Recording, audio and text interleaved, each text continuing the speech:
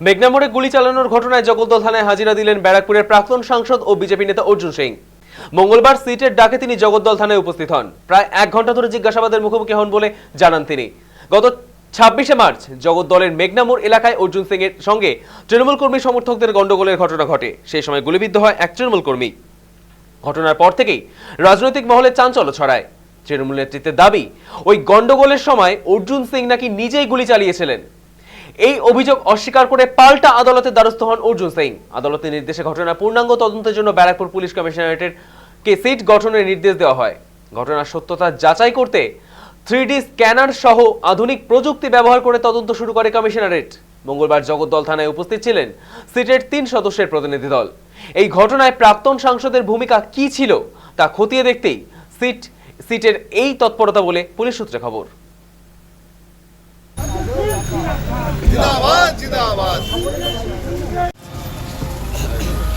আমাকে বলছে আপনাকে ইন্টারোগেশনের জন্য ডাকা হয়েছে।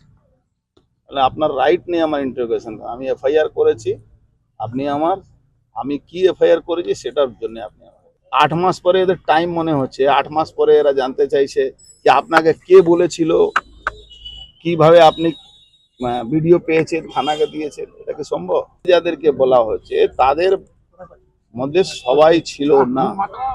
এদের ইনকোয়ারিতে আমাদের কোনো ভরসা নেই।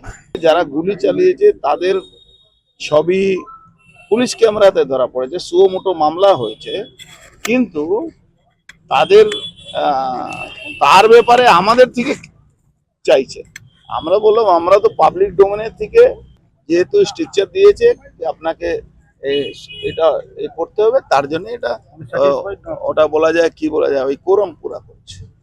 আমি এফআইআর করেছি, তার উপরে আপনি এই যাদেরকে কোর্ট দায়িত্ব দিয়েছে তাদের বাদ দিয়ে আপনি লোককে বসিয়ে তো কোনো লাভ নেই।